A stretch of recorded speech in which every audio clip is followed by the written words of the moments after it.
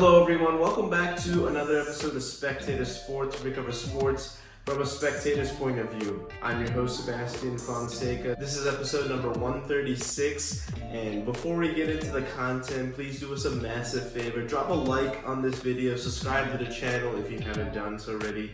We are on the grind to 400 subscribers by the end of the calendar year, and it would mean a massive difference by helping us out, by interacting with these videos. If you want to get more clips from Spectator Sports, we got that for you here on YouTube and our various playlists, as well as on TikTok. And if you want to enjoy Spectator Sports with an audio-only experience, we got that for you on Spotify. I'll link everything in the description, and let's get into this week's episode. We got a treat on Sunday Night Football. Micah Parsons makes his return to Dallas for the first time since that blockbuster trade back in August. We got to see a bunch of offensive fireworks, and this all led to a back and forth affair in the fourth quarter where we got to see the second highest tie in NFL history. This game surprised me with especially how well Dallas operated offensively. Dak was in command of the offense despite the absence of CeeDee Lamb as he rallied his team back from a 13-0 deficit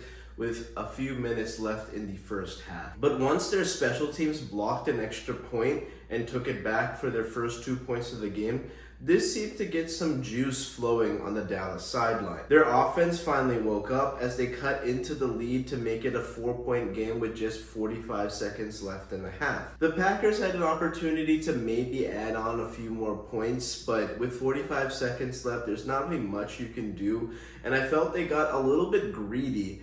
And as a result, Jordan Love ended up fumbling and Dallas recovered. Next play, Dallas makes the Packers pay as Dak found George Pickens, leading to the Cowboys taking a surprising 16-13 halftime lead. And this is crazy considering that the Packers were an extra point away from making it a 14-0 game, 2 full touchdowns, and momentum is on your side. But one play kind of opens up Pandora's box, and next thing you know, Dallas is actually the team with the lead heading into halftime. After a Dallas punt to start the second half, each team would go on to score for the next 9 possessions, including overtime. The Packers seized the lead late as Jordan Love found Romeo Doubs for their 3rd score of the night. But Dak and the Cowboys wouldn't go away quietly as Dak was able to find George Pickens for the go-ahead score with just 43 seconds left. However, Green Bay was able to go down the field and kick a field goal to send this game into overtime. After getting run over for essentially the entire second half, Micah finally made an impact with a touchdown-saving sack. If it wasn't thanks to Parsons, Dak would have been able to stroll in for the go-ahead score. Green Bay got possession back with under 5 minutes left and seemed poised for the go-ahead score, but bogged down in the red zone as Jordan Love and the offense looked disjointed as there was a situation where we saw exceptionally poor clock management that nearly costed Green Bay the game. After Green Bay called their final timeout with 28 ticks left in overtime, Jordan Love threw a dump-off pass which resulted in a loss of yardage, but more importantly, precious time was ticking off the clock, leading to a mad scramble to get the snap off and heaving the ball towards the end zone, which would have been for the game-winning score. But in that whole process, the snap went off with about 9 or 8 seconds left, and thank goodness for the Packers' sake that 1 second was left on the clock as the ball hit the ground, with them having a chance to send McManus out for the game-tying field goal. McManus is able to convert the field goal, and the Packers have to settle for a 40-40 tie, which ended up being the second highest tie in NFL history. Main takeaways from this game is that the Cowboys offense can certainly keep them in games and in certain scenarios even win them. I was very impressed with how Dak Prescott played. He carved up the Packers defense for over 300 yards and 4 total touchdowns despite the absence of CeeDee Lamb. George Pickens absolutely proved that he can step into being a #1 receiver as he dominated his matchup against the Green Bay Packers for 130 234 yards and 2 touchdowns. After 4 weeks, I'm also impressed with how Brian Schottenheimer is leading the Dallas Cowboys. Despite a fairly limited roster, he called a great game, hung tough with the team that is dubbed a Super Bowl contender, and despite a banged up offensive line, he did a good job in keeping Dak upright and keeping Micah Parsons from wrecking the game. Yes, we all know that their defense is still very porous, but on this particular night, their offense was able to at least counter their continuous poor defensive performance. With the Packers side of things, the bye week couldn't come at a more perfect time. After 2 dominant wins at home, they have yet to put together a complete game, and it's more concerning that they have had some struggles on the road. Against the Cleveland Browns, they managed to muster just 10 points as Jordan Love threw a critical interception, leading to the Browns rallying from 10 points down with less than 5 minutes remaining to score 13 unanswered points and escape with a win. I understand the Browns defense is one of the best in the league, but considering all the options that the Packers did have at their disposal, I thought the Packers could definitely put up more than 10 points. Against the Dallas Cowboys, I thought their defense played really well for most of the first half, but once that dam broke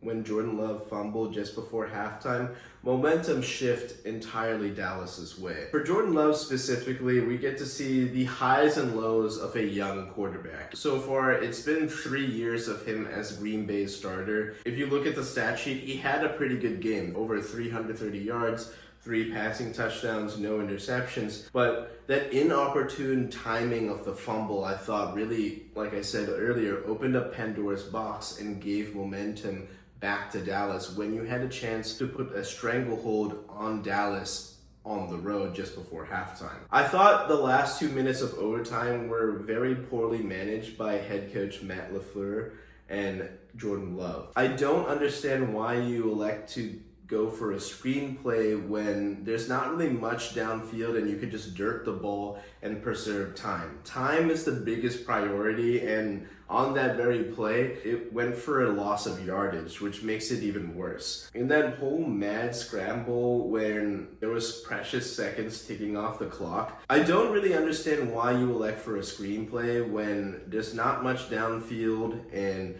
the biggest priority is trying to preserve clock for the worst case scenario to let McManus kick the field goal to settle for the tie. When you're out of timeouts, every play has to be towards the sidelines or towards the end zone. And that screenplay had nothing working downfield, and it was simply better just to dirt the ball and live to fight for another down. All these decisions have to be quick, decisive, and also be precise. And I thought the Packers in that particular sequence were none of those things in the last 30 seconds, and the result was nearly catastrophic. Could you imagine if that extra second wasn't there on the clock and it ended up with the Packers losing as a result of this very chaotic mad scramble in the last 30 seconds? That would have been a devastating loss considering it was a nationally televised game and you're heading into the bye week with a very sour taste in your mouth. I thought that very irresponsible, and I understand that Jordan Love has yet to reach his prime. I get that he's a developing quarterback. He's in year 3 as the Packers starter, but decision-making, pocket awareness, and better in-game management are certainly things that he has to work on if the Packers want to make the Super Bowl. Flipping it to the Packers defense, this was particularly concerning for the Packers defense as they began the season by stifling the Lions and Commanders, both who were playoff teams last year. They still held the Browns to just 13 points. But in this particular game against the Dallas Cowboys, Green Bay allowed a season-high 40 points and a season-high 436 yards, as Dak Prescott pecked away in the passing game, rarely facing any pressure until late in the ball game. Considering Dallas was also without their all-world wideout CeeDee Lamb and 2 starting offensive linemen, this was a massive missed opportunity for Micah Parsons and the Green Bay Packers defense, where they should have dominated the Cowboys, but for whatever reason, they could not get any pressure and also contain George Pickens for much of the night. I will give Micah Parsons some credit here. Despite battling through that back injury that we've known since training camp, I thought that he did get a lot of pressure despite facing a lot of double teams. He led the team with a game high of 7 pressures, 3 tackles, 3 quarterback hits, and had Green Bay's only sack all evening. I understand that every unit can have an off game, but after 3 weeks of imposing tone-setting performances, to see Dak carve up this Packers defense could be a troubling indication of more problems to come in the future. The Denver Broncos recover from a 14-point deficit to score 18 unanswered points in the fourth quarter to earn a signature win and their biggest win of the Sean Payton era. Credit to Bo Nix, who hung tough against the defending champs, being held in check through 3 quarters, but got hot in the fourth, completing 9 of 10 passes for 127 yards and the game-winning touchdown. Denver's offense wore down Philly's defense as they seemed to get fatigued and lost control of the line of scrimmage, and also came up with a huge 2-point conversion to give them the lead for the first time since early in the first quarter. Very gutsy call by Sean Payton as he coached a very good game, especially in that fourth quarter where I thought he maintained the aggressiveness and also stuck with the run game, something where I thought earlier, especially in that game against the Los Angeles Chargers, he kind of went away from J.K. Dobbins, but seems to really understood that J.K. is a key to this offense and its success, and credit to him for finding that run game and sticking with it. I thought they also played really good complementary football in the second half. The Broncos defense rose to the occasion, shutting down Philly's offense after taking a 17-3 lead in the third quarter. They sacked Jalen several times in the second half, and on the afternoon where they hit him 8 times, sacked him for 6 times. And I do understand a couple of those sacks were Jalen just running out of bounds for a loss on the play. But Nick Bonito, I mean, this guy is turning into one of the best pass rushers in the NFL. After a breakout season last year, earning second team All-Pro nod and a Pro Bowl season where he had 13.5 sacks. Bonito already has 7 sacks and he's only played 5 games. And so far through 2025, Bonito's 7 sacks is actually higher than about 2/3 of the league's sack totals for the entire season. The Broncos defense is definitely one of the best in the league. I mean, I thought Pat Surtain had a really good day for the most part against A.J. Brown, as yes, he gave up a PI in the second quarter, but for the most part, when he was matched up against A.J. Brown, and especially in the second half, I think he did a great job in maintaining physicality against A.J. Brown, who's one of the best receivers in this game. And Surtain, I thought at the end of the day, did win his matchup and still is very much the best cornerback in football. It's clear to me that the Eagles' offense is broken. For the second straight week, the Eagles' offense goes dormant after scoring just 14 points in the last 2 games, featuring several punts, including 4 in the second half against the Denver Broncos. And the first half was kind of similar to the first half against Tampa Bay. We saw some aggressiveness, and in this game against the Broncos, we saw Jalen take some deep shots, finding Devontae Smith and A.J. Brown, who drew a penalty on Pat Surtain to set up Dallas Goedert's touchdown to put him up 10-3 in the first half. But once you got up 14 points, it just felt like the offense completely evaporated. Saquon Barkley barely sees the rock. He gets 1 carry in the second half after that long catch and run to boost their lead. It's very clear that play calling is once again coming under scrutiny, and that's coming back to Kevin Patullo. The run-pass distribution in the second half was completely disgusting. There was no chance for the Eagles to sustain drives because you're passing it on first down, second down, and third down, and completely ignoring Saquon Barkley in the backfield. I mean, even just simple pass plays, a screen pass is to complete the pass to keep the clock running. For whatever reason, it was just trying to get something downfield, or just, again, the same deteriorating route concepts we've seen between Devontae Smith and A.J. Brown.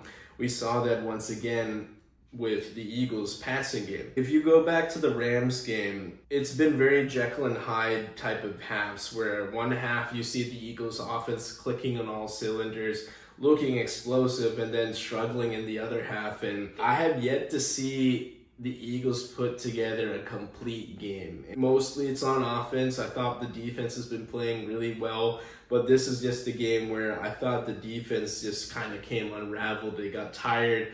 They couldn't clean up this mess. They were put into tricky situation after tricky situation, and the offense just didn't do them any favors by failing to sustain drives. And that's really, really important, where the defense has been doing its part through the first month of September. They barely get a chance to get a drink of water, and they're right back out there. And I thought going up against J.K. Dobbins and this evolving Broncos offense led by Sean Payton and Bo Nix just really came back to hurt the Eagles, especially in the second half. Also, self-inflicted mistakes. I mean, the penalties in the fourth quarter were just piling up and hurting Philly left and right.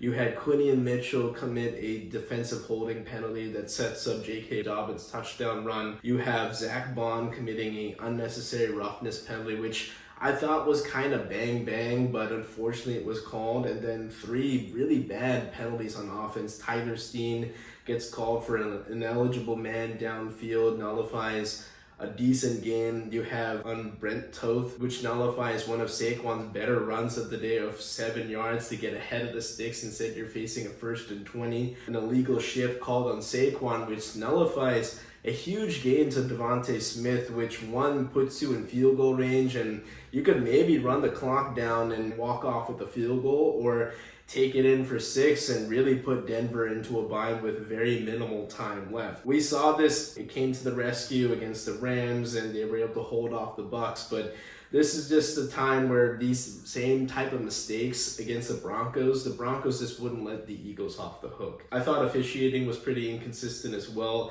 Yes, Denver had 12 penalties for 121 yards, but in the fourth quarter, when it's a nip and tuck kind of game, intentional grounding was picked up, where I thought very clearly Bo Nix was in the pocket. There wasn't a receiver in the area while he was under duress by a great rush by Jalix Hunt. You have the Zach Bond unnecessary roughness call, which I thought was very bang, very tight, especially when you see it in full speed. A very clear defensive PI on Dallas Goedert, where I really thought that you should have called it, and that sets the Eagles up at 1st down and goal.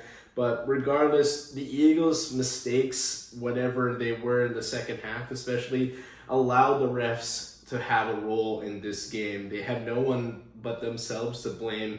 And now it's a quick turnaround. You're facing a division rival on the road up in MetLife Stadium. The Eagles have really no time to sit and stew over this loss. They have to flush it down the drain and regroup. It's definitely going to be something interesting to see if this offense can pick up against a Giants defense that, yes, has a very good defensive line, but their secondary is pretty lackluster, and I really hope that the passing game can exploit those defensive backs, and also we get to see the defense kind of bounce back and have a dominant performance. Really what we need to see from Philly is that can they put together a complete game?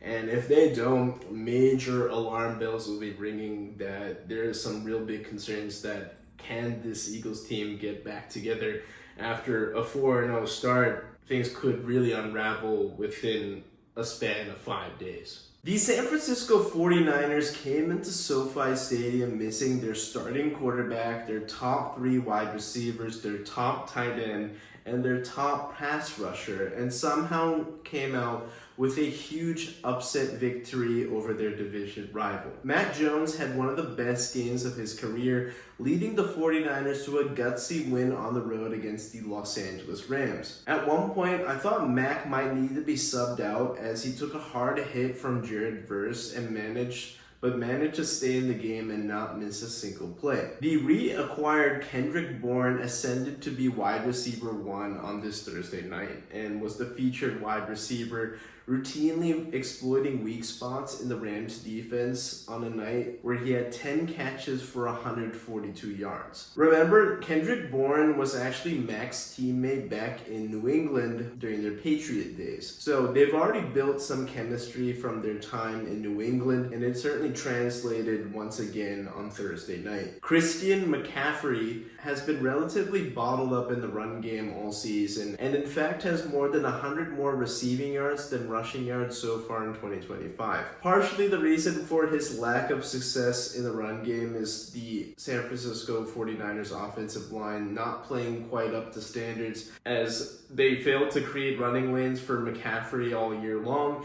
and allowed Mac to take a beating, allowing 10 quarterback hits, half of them coming from Jared Verse alone. The good news for San Francisco is that their reinforcements will be coming back shortly. I expect Ricky Pearsall and Juwan Jennings to return next week, and Brock Purdy will return at some point in the season. Brandon Ayuk will definitely be back again later in the season, and expect George Kittle to come off of IR after week 7. But let's dive a little bit deeper into what potentially could be a quarterback controversy. After Brock Purdy signed this massive extension in the offseason, expectations rose after a considerable down season where the 49ers were ravaged with injuries and failed to qualify for the postseason on the hinges of taking the Kansas City Chiefs into overtime and coming oh so close to winning their first championship since 1994. Brock started off the season with a road win against the Seattle Seahawks, but unfortunately suffered shoulder and toe injuries, forcing him to miss the next 2 games. After Mac lifted the 49ers to maintain their unbeaten season, Brock returned and had a poor showing against the Jacksonville Jaguars, throwing 2 interceptions and losing a fumble that would eventually cost them the game. Brock has been a great story. He was Mr. Irrelevant back in 2022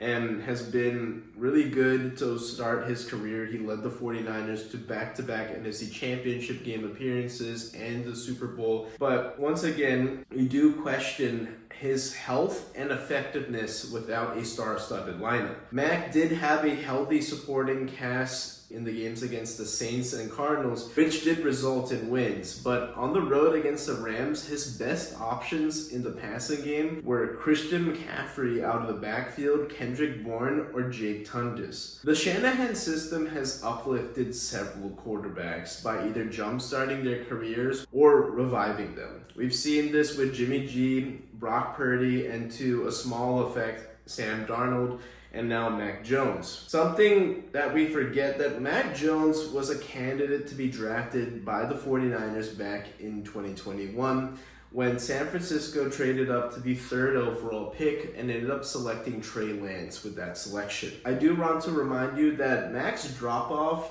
in New England especially wasn't all his fault. Remember, Bill Belichick, for as great as he is as a head coach, had a really poor few years, especially after Tom Brady left for Tampa Bay. In those few seasons, he failed to establish a quarterback, and especially with the offensive coordinator, once Josh McDaniels left to coach the Vegas Raiders. He gave offensive play call duties between Matt Patricia, who was a defensive coordinator throughout much of his career, and Joe Judge, who has been a wide receiver coach and special teams coordinator during his NFL coaching tenure. And these all led to Mac's regression in his sophomore season. Having Matt Patricia and Joe Judge was a complete injustice and hijacking of Mac's career and his development. It just goes to show how a given player just needs the right system and good coaching to reach their potential. And with the latest news with Brock Purdy missing yet another game this season, which will be his 4th so far in 2025, the rumblings of a potential quarterback controversy are only going to continue to get louder, especially if Mac Jones continues to play well. Flipping it to the Rams side, the second time in 3 weeks, the Rams' mistakes costed them the win. In this Thursday night matchup against the San Francisco 49ers, who were very much undermanned, the 49ers had their way for 2.5 quarters.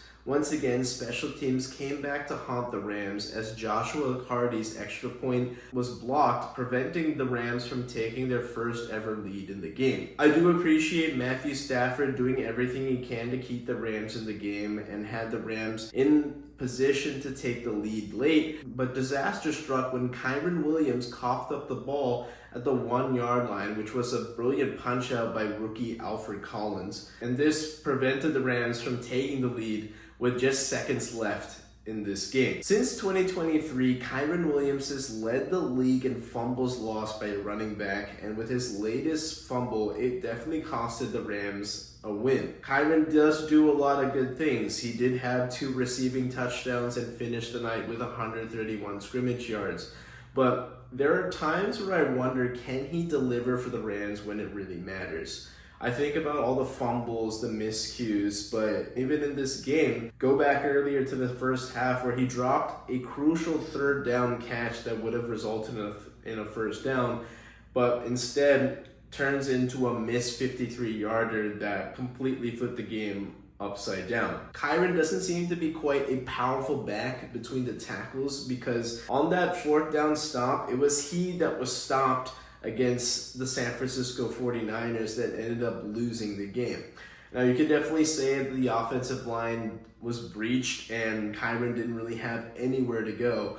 But again, that does come down to him trying to make a man miss, and he simply got stuffed on the game's biggest play. In the 2 losses, Sean McVay has been left to trust his players to execute, but between block kicks and ball security, the Rams have been disappointing to start off 2025.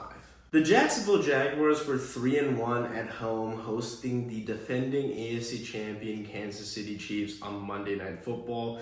The Chiefs entered this game at 2-2, and despite an inferior record, the Chiefs were still favorites for obvious reasons. They have the championship pedigree, they've been the more accomplished team. Jacksonville's coming into this game with a rookie head coach against Andy Reid. The head coaching matchup is heavily one-sided in Kansas City's favor, and of course Kansas City has Patrick Mahomes. But in this game in particular, I thought this was a really good measuring stick to see how Liam Cohen's team could stand with one of the more elite teams, at least historically, in the conference. Things started off really well for Kansas City. They started off hot. They scored 2 touchdowns in their first 3 drives, where they seemed to be really gelling, especially once the speedster Xavier Worthy got back into the lineup. They jumped out to a 14-0 lead, and Mahomes once again seemed to don the Superman cape, carrying them, dancing in the pocket until a receiver broke free downfield, or took it in himself, scrambling up the field for demoralizing rushing touchdowns. The Chiefs were in firm control, but once the Jags finally got a stop, their offense kind of got cooking after 2 punts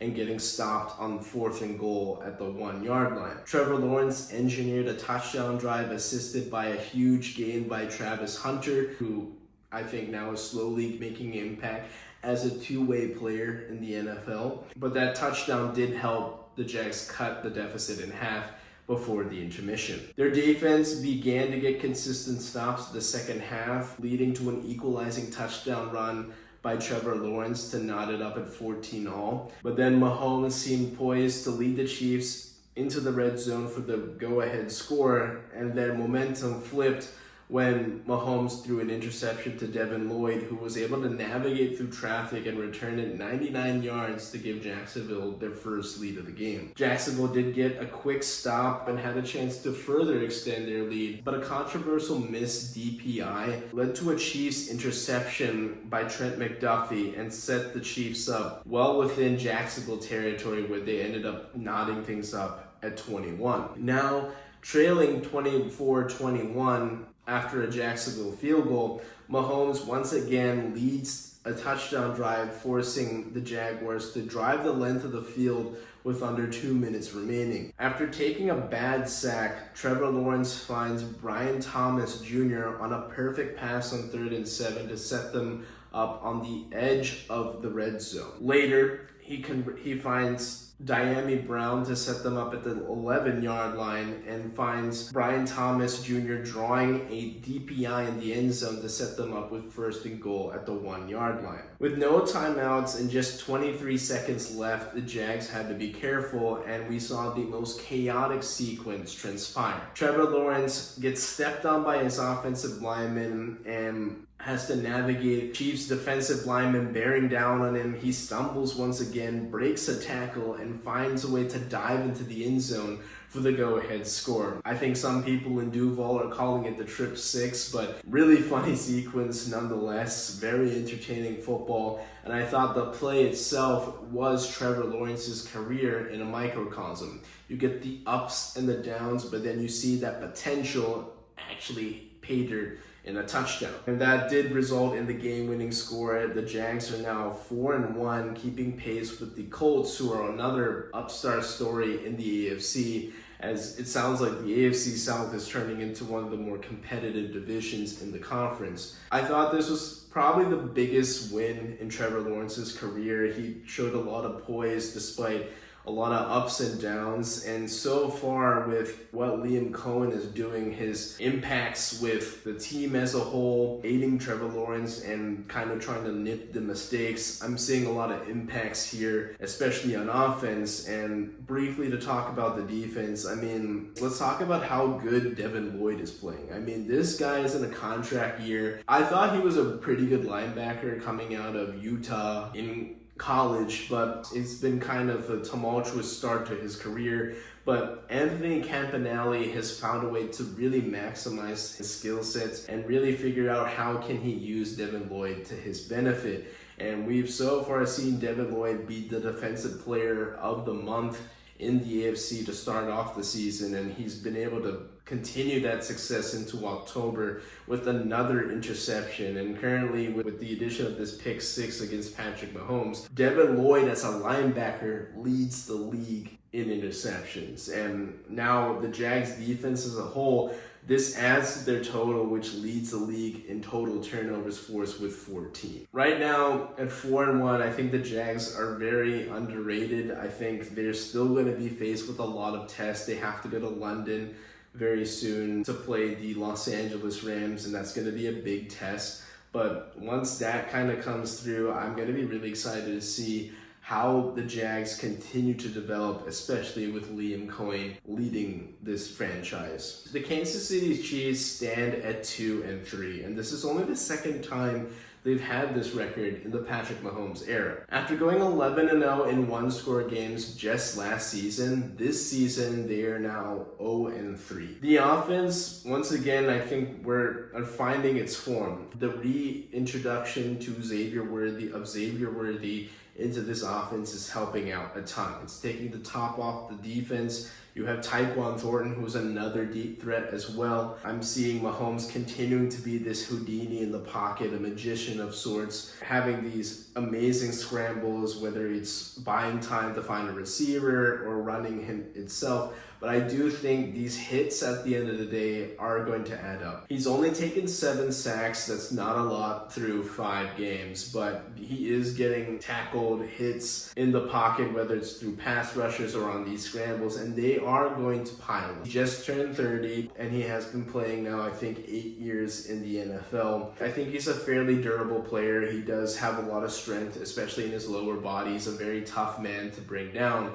But I do have concerns of how sustainable is this offense going to be with Patrick Mahomes continually having to carry this team. I do like how things are kind of opening up with the run game. You're seeing Travis Kelce get more and more involved. He had a touchdown in this very game. It's still concerning on offense because sometimes you do see him go cold, just like we saw the Chiefs did from the middle of the second quarter into the third quarter, where the Jags were able to get back into this game. Their defense, I thought, did get a little bit gassed, especially in the second half once things were kind of getting back into the Chiefs' favor, but especially on the game-winning drive, they did look a little discombobulated. I saw breakdowns in coverage after a pretty good negative play where Trevor Lawrence gets sacked. Next play, you give up a huge 33-yard pass to Brian Thomas. Again, great coverage, but you just got to find a way to locate the ball and deflect it, and then you're faced with a 4th down, basically game over. And then going to the DPI in the end zone, I mean, they've been getting away with a lot of handsy coverage all game long, and now they just get caught at the most inopportune time. Bad execution there. I think Spagnuolo did call a pretty good game. He did force 2 turnovers out of Trevor Lawrence and a red zone stop. But I do think at times this defense had some missed opportunities where on that chaotic sequence where Trevor Lawrence stumbles, you're seeing Chris Jones just kind of sit back and be a spectator on this play, not even trying to prevent Trevor Lawrence from scoring that go-ahead touchdown. And it's a concerns over effort, whether he's gassed, whether he's showing signs of age. The Chiefs defense is not quite the same as what we used to see either, and it's going to be interesting to see how this tale is going to continue to unfold this season. Talk about Harrison Butker, America's favorite kicker. He is raising some concerns because I'm seeing through 4 weeks there's a missed kick that is kind of crucial, whether it's a missed field goal or a missed extra point. We are starting to see these happen more and more. He has 3 missed kicks already this season, when last year he had just 4 throughout the entirety of the season. Now with this latest gaffe being a kick out of bounds, setting up the Jags